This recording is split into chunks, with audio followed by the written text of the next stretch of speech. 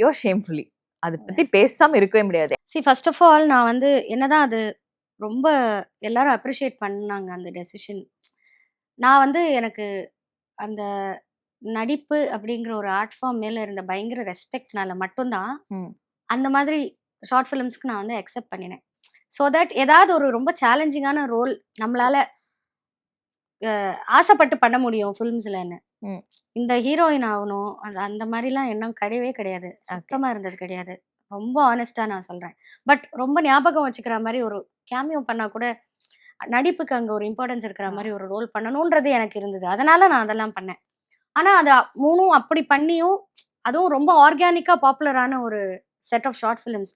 அதுக்கப்புறம் கூட எனக்கு பயங்கரமான ரோல்லாம் நான் ஞாபகம் வச்செல்லாம் என்ன யாருமே கூப்பிடல. ஏன்னா நான் ஃபர்ஸ்ட் அதுக்கப்புறம் ரொம்ப எக்ஸைட்டிங்கா நான் வந்து அக்செப்ட் பண்ணது மாஸ்டர்.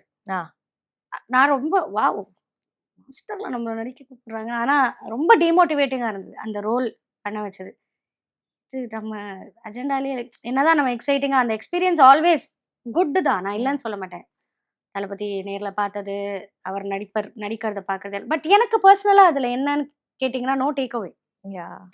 அதுக்கப்புறம் நான் டு பி வெரி ஆனஸ்ட் நான் ரொம்ப டிமோட்டிவேட் ஆயிட்டேன். ஓகே, ஓ இப்படிதான் இது, நம்ம இவ்வளவு கஷ்டப்பட்டு இப்போ யோர் ஷேம்ஃபுல்லிலாம் வந்து ஈஸியா ஒத்துக்க மாட்டாங்க கேர்ள்ஸ் நடிக்கிறதுக்கு. ட்ரூ. அண்ட் நான் வந்து ஒரு சிங்கர் ப்ரொஃபைல்லையும் இருந்தேன். எனக்கு வந்து அப்படி நான் டிசைட் பண்ணி நடிக்கும் போது அதுக்கு ஒரு வேல்யூ அடுத்த கட்டத்தில் எனக்கு கிடைச்சிருக்கணும்ல, அது கிடைக்கல.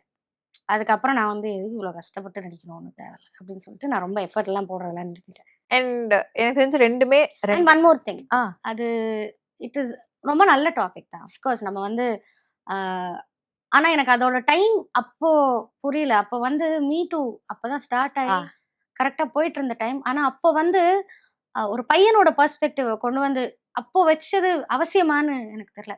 தோ நிறைய பேர் அப்ரிஷியேட் பண்ணாங்க, ஆமா நல்ல தாட் ப்ராசஸ் தான். பட் மீ டூக்கே அப்போதான் இம்பார்ட்டன்ஸ் போயிட்டு இருக்கு. ஸோ எனக்கு சின்மி அக்காவோட ஸ்டோரி இன்னும் ஞாபகம் இருக்கு. எங்களோட ஷார்ட் ஃபிலிம் ஷேர் பண்ணி இப்போ இது தேவையான்ற மாதிரி ஏதோ போட்டிருந்தாங்க. பட் எனிவே இதுக்கு வந்து இவ்வளோ வியூஸ் போயிருக்கு அப்படின்னு சொல்லி போட்டிருந்தாங்க. எனக்கு அவங்க போடுற வரைக்கும் எனக்கு அதுல என்ன பிரச்சனைன்னு புரியல. அது ஒரு ஃபெமினிஸ்ட் ஆங்கிள் நான் சொல்லல, ஜென்ரலாவே அது சொல்ல வேண்டிய விஷயம் தான். பட் இன்னும் கொஞ்சம் பொறுத்து சொல்லியிருக்கலாமோ அப்படின்னு எனக்கு கொஞ்சம். நான் சொல்றது யோர் ஷேம்ஃபுல்லி 2